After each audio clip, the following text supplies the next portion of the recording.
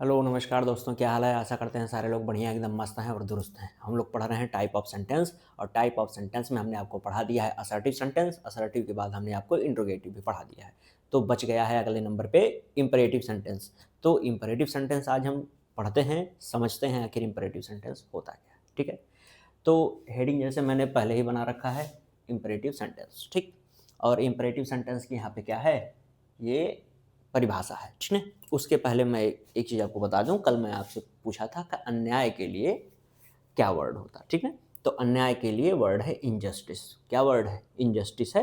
उसके लिए सिनोनिम लिखा है और एंटोनिम भी लिखा है। ठीक है, तो एक बार बता देता हूँ कि इनजस्टिस का सिनोनिम अनफेयरनेस होता है, और डिसऑनेस्टी, इनइक्विटी, बायस और डिस्क्रिमिनेशन।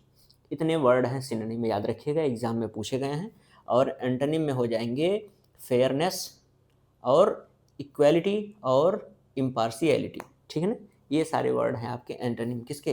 इनजस्टिस के। किसके हैं? इनजस्टिस के। ठीक है ना, तो याद हो जाएगा। तो इसको आप अपनी कॉपी में लिखिएगा और याद करिएगा। ठीक है ना, हाँ। और अब आ जाते हैं अपने टॉपिक पे। तो टॉपिक हमारा है इम्परेटिव सेंटेंस। तो इम्परेटिव सेंटेंस कहते किसे हैं? तो इम्परेटिव सेंटेंसेज वे सेंटेंस जो होते हैं जिनमें हम किसी को आदेश देते हैं, किसी से निवेदन करते हैं, किसी को सलाह देते हैं, किसी को परामर्श देते हैं, तो और किसी को इंस्ट्रक्शंस देते हैं, निर्देश देते हैं, तो वे वाक्य जो है इम्परेटिव सेंटेंसेज के अंतर्गत आते हैं। ठीक है, अगर इसकी परिभाषा के रूप में देखा जाए तो यहाँ पे लिखा गया है कि an imperative sentence is a sentence. एक इम्परेटिव सेंटेंस एक वाक्य है दैट गिव्स, जो देता है, अ कमांड, यानी कमांड मतलब आदेश, जो आदेश देता है, यानी जो ऐसा वाक्य होता है जो आदेश देने का काम करता है। मेक्स अ रिक्वेस्ट, निवेदन करने का काम करता है। गिव्स एडवाइस, सलाह देता है। और इंस्ट्रक्शन या इंस्ट्रक्शंस देता है, निर्देश देता है। तो इम्पेरेटिव सेंटेंसेज ऐसे होते हैं। जैसा मैं आपसे कह दूं बैठ जाओ, अगर कोई बड़ा व्यक्ति आपसे कह रहा है तो वह आदेश है बैठ जाओ। छोटा व्यक्ति आपसे कह दे कि फैन ऑन कर दीजिए, पंखा चालू कर दीजिए, तो यह आपसे रिक्वेस्ट कर रहा है। डॉक्टर आपसे कहे कि दवाई इतने समय पर खाइए, 2 बजे दिन में 2 बार खाइए। ठीक, तो इस तरीके से अगर आपको बोला जा रहा है तो वह क्या है? वह आपको सलाह दे रहा है, यानी एडवाइस है। आपका मित्र कोई आपसे सलाह दे रहा है कि आपको ये चीज़ करनी चाहिए, हमें ये चीज़ करनी चाहिए, ये क्या है? सजेशन में आ जाता है। और सजेशन को ही दूसरा वर्ड प्रपोज्ड है, यानी सजेशन हो गया, एडवाइस हो गया, प्रपोज हो गया, रिक्वेस्ट हो गया, ऑर्डर हो गया। तो ये सारे शब्द जो हैं अगर हम प्रयोग करते हैं कहीं पे तो वह है इम्परेटिव सेंटेंस। तो इम्परेटिव सेंटेंस में हम यही देखते हैं कि कैसे वाक्य से हम ऑर्डर कर दें, कैसे रिक्वेस्ट कर दें, कैसे एडवाइस कर दें, कैसे इंस्ट्रक्शन दे दें, कैसे सजेशन दे दें। ठीक है, तो आइए अब समझते हैं। तो इस तरीके से आप परिभाषा देख लिए, लेकिन परिभाषा से ज़्यादा इम्पॉर्टेंट है वाक्य को पहचानना कि हम जो वाक्य बना रहे हैं या वाक्य जो दिया गया है वह वाक्य इम्परेटिव का है, अगर है तो कैसे है, उसके लिए क्या रूल है।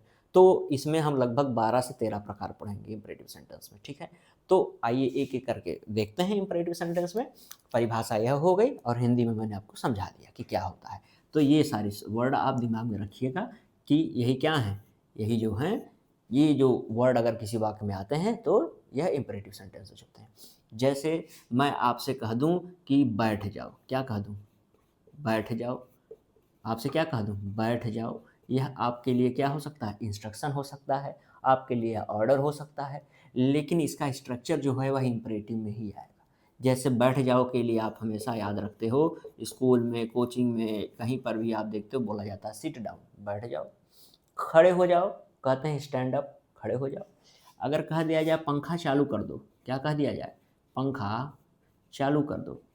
तो पंखा चालू कर दो, अगर कोई बड़ा कह रहा है तुमसे तो आदेश है, छोटा कह रहा है तो रिक्वेस्ट है। भाव बदल सकते हैं, लेकिन यह जो लिखने का तरीका है, यानी इसका जो जो फॉर्मेशन है वह नहीं बदलता है।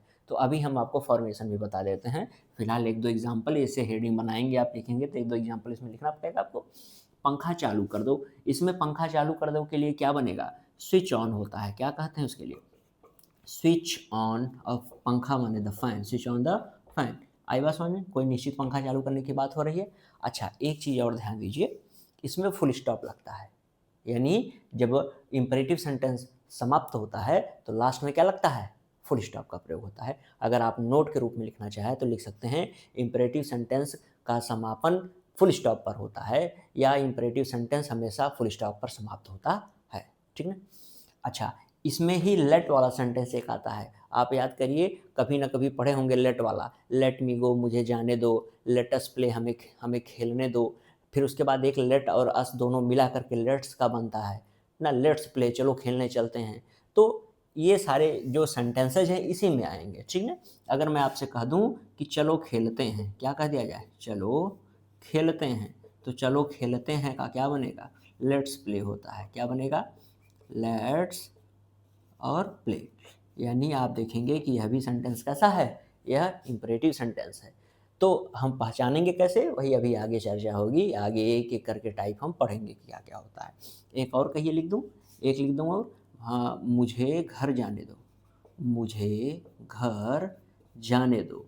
अगर यही वाक्य लिखा है तो इसके लिए आप क्या बनाएंगे, तो लेट मी गो होम, मुझे घर जाने दो, लेट मी गो होम। समझ पाए हैं। तो ये 4 एग्जाम्पल आप लिखिए। अब एक एक समझते हैं कि बनता कैसे है। ये जो सेंटेंस मैं लिख दिया हूँ, यह तो ठीक है, कुछ लोगों को आ रहा होगा, जो नए बच्चे एकदम उनको नहीं आ रहा होगा। तो जिनको आ रहा है वो अभी देखें, जिनको नहीं आ रहा हो और अच्छे से ज़रा समझें और देखें, ठीक ना। साफ कर दूँ क्या, मैं परिभाषा भी साफ कर दे रहा हूँ और नीचे एग्जाम्पल्स भी कर दे रहा हूँ, ठीक है, लिख लीजिएगा आप लोग। अब हम यहाँ चर्चा कर रहे हैं इम्परेटिव सेंटेंस की। तो इम्परेटिव सेंटेंस यानी आदेश देना, रिक्वेस्ट करना, सलाह देना। तो 2 वर्ड हैं, एडवाइस और सजेशन है। एडवाइस कोई बड़ा व्यक्ति किसी छोटे व्यक्ति को देता है, यानी जैसे वकील हो गया सलाह देता है, जैसे डॉक्टर हो गए सलाह दे, तो एडवाइस होता है। लेकिन आपस उम्र में फ्रेंडली जिसको कहते हैं तो सजेशन होता है, ठीक है ना।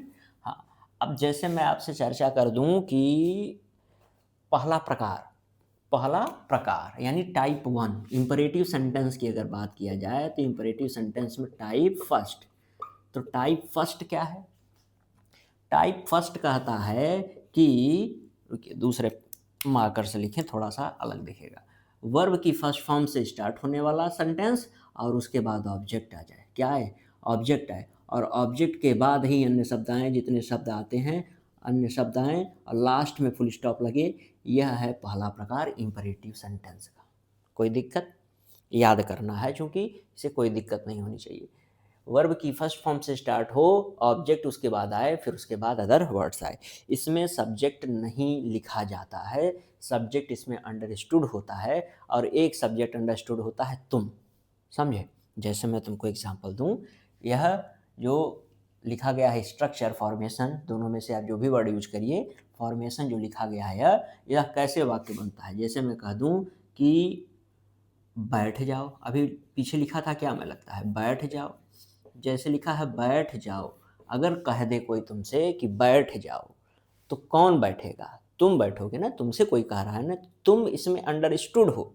यह जो बात बोली जाती है इस फॉर्मेशन से, वह हमेशा सामने वाले को बोली जाती है, और यह बात पता होती है सामने वाले को कि उसी से ही बोली जा रही है बात, तो सब्जेक्ट लिखने की इसमें ज़रूरत नहीं होती, यही फॉर्मेशन होता है लिखने का। बैठ जाओ का के लिए आपको सेंटेंस अगर है बनाना, तो इस तरीके का, बैठ जाओ तो बनेगा सिट और उसके बाद डाउन, सिट डाउन। समझ पाए हो। वर्ब की फर्स्ट फॉर्म से स्टार्ट होता है और उसके बाद आगे अगर ऑब्जेक्ट आएगा तो ठीक, नहीं आए तब भी ठीक। तो यहाँ ऑब्जेक्ट नहीं आया है, इतने पर ही समाप्त हो गया है, ठीक है। अगर मैं तुमसे कह दूं कि मुझे अपनी कलम दो, पेन जिसको आप लोग कहते हैं, कलम दो। अब यहाँ पे किससे बोला जा रहा है, तुमसे ही, तो जो भी व्यक्ति बोलेगा तो सामने वाले से बोलेगा, सामने वाला होता है तुम, अंडरस्टूड है इसमें। तो इसमें वर्ब की फर्स्ट फॉर्म से स्टार्ट होता है, तो इसमें बनेगा देने के लिए वर्ब सबसे पहले लिखी जाती है। वर्ब क्या है, देना। दो, दो की इंग्लिश क्या होती है, गिव होती है, गिव। और उसके बाद कह रहा है ऑब्जेक्ट लिखा जाएगा। अच्छा, ऑब्जेक्ट इसमें क्या है, मुझे अपनी कलम दो, तो किसे देना है, मुझे, तो यानी गिव मी हो जाएगा, गिव मी। और अपनी कलम, और अपनी कलम के लिए अभी ऑब्जेक्ट है, यानी योर पेन। अब जरा ध्यान दीजिए, अपनी के लिए मैंने योर लगाया है। अब बार बार मैं क्यों कह रहा था कि इसमें यू अंडरस्टूड है, तुम सामने वाले से कहा जाएगा। अब देखो यहाँ अपनी कलम आया कि नहीं आया, तो आप यहाँ योर लगाए हैं, क्या लगाए हैं, योर। क्यों, क्योंकि सामने वाले से बोला जाएगा, और सामने वाला मतलब तुम, तो यानी योर होगा, यहाँ क्या होगा, योर होगा। समझ पाए हैं, कोई परेशानी दिक्कत नहीं होनी चाहिए। और एक दो सेंटेंस हम लेके देख लेते हैं। अगर कह दिया जाए घर जाओ, क्या कह दिया जाए, घर जाओ, चलो इसी को बनाओ तब आगे लिखते हैं। घर जाओ का क्या होगा, जाने के लिए क्या होता है, गो, और उसके बाद आगे होम, गो होम। आई बात समझ। अच्छा, यहाँ बहुत लोग सोच रहे हैं टू लगेगा, तो होम के पहले टू नहीं लगता है, क्योंकि होम क्या है, होम क्या है, एडवर्ब है, ठीक है। तो इस वजह से यहाँ पे टू का प्रयोग नहीं होता है, ठीक। प्रीपोजिशन का प्रयोग किसके पहले होता है, आप लोग बताइएगा। प्रीपोजिशन अगर है तो प्रीपोजिशन का प्रयोग किसके पहले होता है, नाउन या प्रोनाउन के पहले, यही बताइएगा। क्या मैं सही कह रहा हूँ या गलत कह रहा हूँ कि प्रीपोजिशन का प्रयोग नाउन या प्रोनाउन के पहले होता है, आप बताइएगा। एक दो सेंटेंस और ले लेते हैं, ठीक है। तो और जैसे मैं तुमसे कह दूं भाई कि, हाँ याद आया, दो चार सेंटेंस और दे देता हूँ। अगर जैसे कह दिया जाए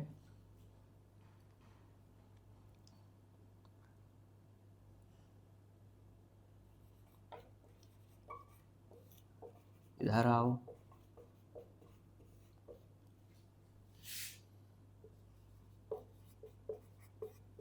दवाई समय पर खाओ, इधर आओ, दवाई समय से खाओ।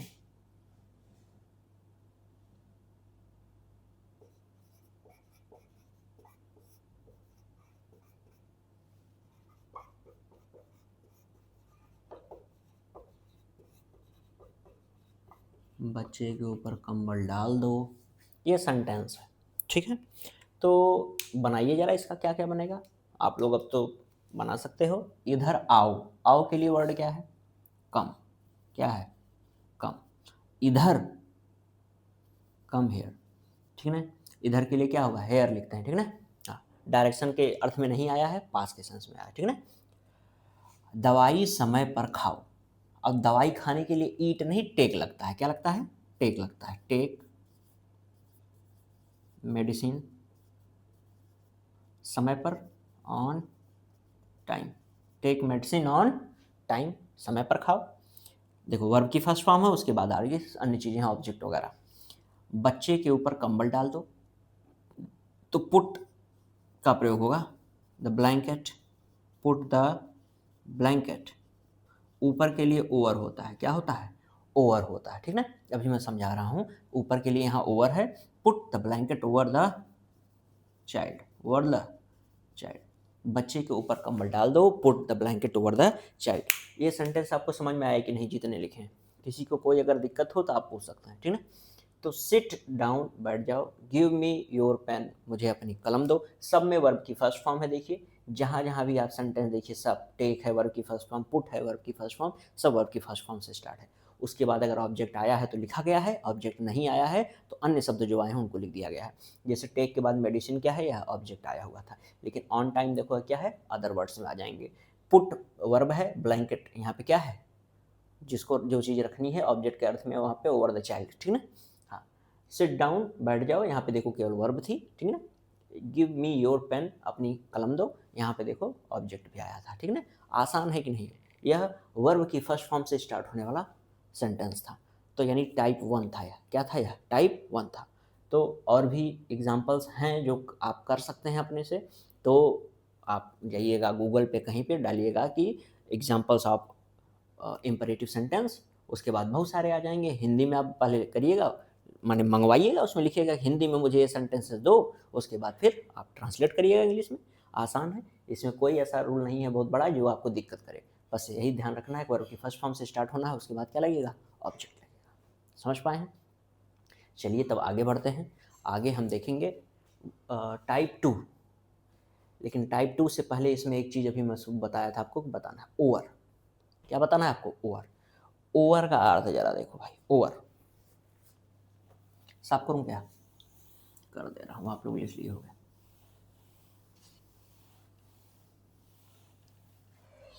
अब देखो, अगर कोई सामान है रखा हुआ, मैं ओवर समझा रहा हूं, ठीक।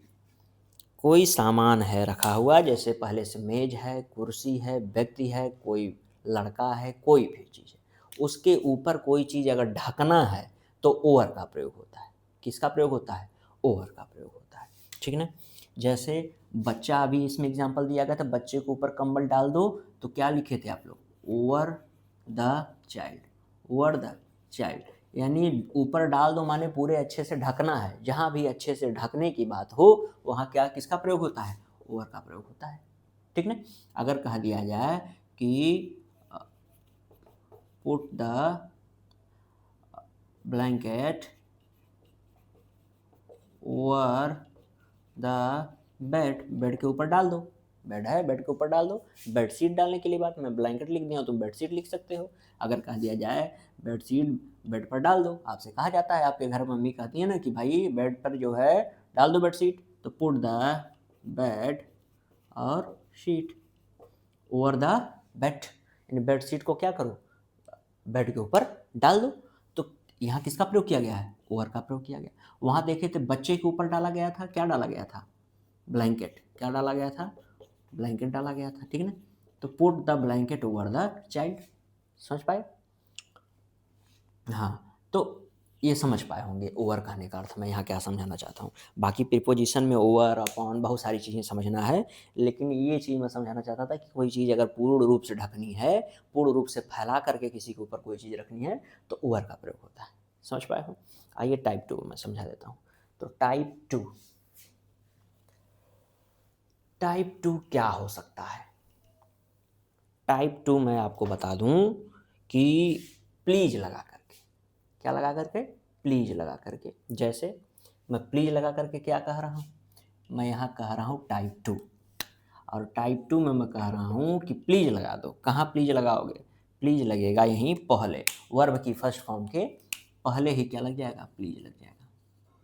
क्या लग जाएगा? प्लीज, यानी रिक्वेस्ट का भाव। किसका भाव? रिक्वेस्ट का भाव। उसके पहले जब तुम देखे तो उसमें सब मिक्स्ड था, ऑर्डर भी हो सकता था, उसमें जो है सजेशन भी हो सकता था, लेकिन यहाँ ध्यान दो जरा, मैं यहाँ वर्ब की फर्स्ट फॉर्म के पहले अब प्लीज लगा दिया हूँ, तो प्लीज के बाद वर्ब की फर्स्ट फॉर्म के बाद ऑब्जेक्ट के बाद अदर वर्ड्स लिखे गए हैं। अब जरा बताओ भाई इसमें क्या किया जा सकता है? यानी किया क्या जा सकता है? यानी बस प्लीज ही तो जोड़ा गया है, तो करना क्या है? बस अर्थ निकालना है कृपया का। प्लीज का अर्थ क्या होता है? कृपया। तो कृपया बैठ जाओ, कृपया खड़े हो जाओ, कृपया इधर आओ, कृपया घर जाओ। तो यह कृपया लग गया है। केवल क्या लगा है? कृपया लगा। कुछ बहुत बड़ी चीज़ इसमें नहीं है, बस प्लीज लग गया है। वो इसके पहले क्या लग गया है? प्लीज। तो आप इसको बहुत आसानी से बना सकते हो। कितनी आसानी से? देखो, जैसे कह दिया जाए कृपया, कृपया जूता पहन लो, कृपया जूता पहन लो। अब यहाँ लिखा है कृपया जूता पहन लो। अब जूता पहन लो के लिए क्या होता है? Put on. पुट ऑन माने होता है कोई चीज़ पहनना, कपड़ा पहनना, जूता पहनना। तो पुट ऑन मैं लिख देता हूँ कि पहनने के लिए। किसके लिए? पहनने के लिए। पुट ऑन माने पहनना होता है, और जूता का क्या होता है? शूज होता है। तो पुट ऑन द शूज है, लेकिन कृपया लगा है, बस पहले क्या लगा देना है? प्लीज लगा देना है। क्या लगा देना है? पहले प्लीज लगा देना है, ठीक है। Please put on the shoes, कृपया जूते पहन लो। आसान है कि नहीं है? आप ही बताइए, क्या आसान है या नहीं है? बस प्लीज लगाना है ना।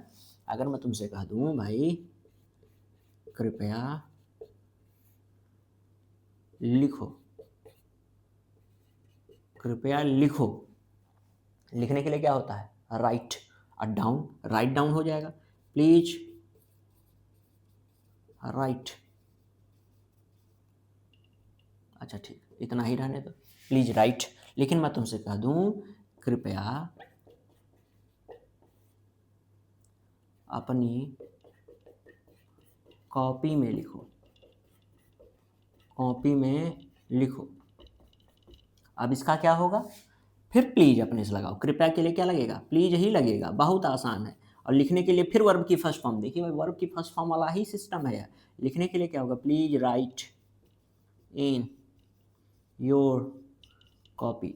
अब देखो योर क्यों आया है? किसी को कोई दिक्कत है? योर क्यों आया है? बहुत सारे बच्चों को ऑफलाइन क्लास में दिक्कत होती है, पूछ ही नहीं पाते हैं, लेकिन हमको पता है कि दिक्कत होनी चाहिए, यहाँ पे होगी भी दिक्कत। योर क्यों आया है? क्योंकि सामने वाले को बोला जा रहा है, ठीक है ना। कृपया अपनी कॉपी में लिखो, please right in your copy. समझे कि नहीं समझे? अच्छा, अगर मैं तुमसे कह दूं कृपया सच बोलो, कृपया सच बोलो, इसका बताइए क्या होगा? कृपया सच बोलो का क्या होगा? सच बोलने के लिए क्या होता है? स्पीक द ट्रुथ होता है, याद करिए इसको। सच बोलने के लिए स्पीक द ट्रुथ होता है, याद हो जाएगा कि नहीं हो जाएगा? और झूठ बोलने के लिए टेल अ लाई होता है, याद हुआ? झूठ बोलने के लिए टेल अ लाई होता है और सच बोलने के लिए स्पीक द ट्रुथ होता है। हमेशा याद रखिएगा इसको, एग्जाम में बार बार पूछा गया है आपके, ठीक ना? तो कृपया सच बोलो, तो सच बोलने के लिए स्पीक द ट्रुथ होता है, लेकिन कृपया लग गया है तो आप क्या कहेंगे? Please speak the truth, please speak the truth. कृपया सच बोलो, प्लीज स्पीक द ट्रुथ। आसान है कि नहीं है? आसान है। और कुछ, और कुछ बताइए सेंटेंस। एक, दो, तीन, चार, चार सेंटेंस हो गए। देखिए इसमें कुछ बहुत बड़ा ऐसी चीज़ें नहीं है जो हमको समझानी हो आपको और आपको समझनी हो। आप अगर वर्ब की फर्स्ट फॉर्म वाला समझ गए तो प्लीज वाला भी तो समझ जाओगे। किसका समझ जाओगे? प्लीज वाला समझ जाओगे। और प्लीज वाला तुम समझ गए, इसमें कोई ऐसी बात नहीं है कि नहीं समझ पाए हो। दो प्रकार समझ में आया, अच्छे से आ गया होगा। तो ज़्यादा लंबी वीडियो हो जाएगी तो मैं कल बताता हूँ, कल आपको बता दूंगा इसी में डोंट लगा करके, मना करना हो। जैसे कृपया वाला नहीं, अभी सिर्फ जूता पहन लो तो जूता मत पहनो, अपनी कॉपी में लिखो, अपनी कॉपी में मत लिखो। सच बोलो, सच मत बोलो, ठीक है ना? जिसमें मना करने वाली बातें हो, यह बच गया है। लगभग 12-13 टाइप पढ़ना है, तो धीरे धीरे करके समझते हैं। कहीं वीडियो में आपको लगेगा कि जल्दी जल्दी में भाग रहे हैं, तो भागना नहीं है। हाँ, हो सकता है कि ऑफलाइन क्लासेज में हम किसी टाइप में 15-15 सेंटेंस लिखवाते हो, इसमें 5-6 ही सेंटेंस हैं, लेकिन क्या करोगे 15 सेंटेंस लिख करके? आपको यहाँ आना चाहिए स्ट्रक्चर, ठीक है? हाँ। और चलिए सिंटैक्स की जब चर्चा होगी, जब यह इंपरेटिव ख़त्म करूँगा तब, ठीक है? अभी फिलहाल आज याद करने के लिए क्या चीज़ थी? आज चीज़ यही थी, अन्याय की इंग्लिश होती है इनजस्टिस। इनजस्टिस का सिनोनिम हो गया अनफेयरनेस, डिसऑनेस्टी, इनइक्विटी, बायस, डिस्क्रिमिनेशन, ठीक? उसका एंटोनिम यानी इसका उल्टा क्या है अन्याय का, अगर कहा जाए इनजस्टिस का? तो फेयरनेस, इक्वालिटी और इम्पार्शियलिटी। समझ पाए हो? याद हो जाएगा। कल इसको पूरा अच्छे से याद कर लीजिएगा, ठीक है? धन्यवाद, बाय बाय, कल मिलते हैं।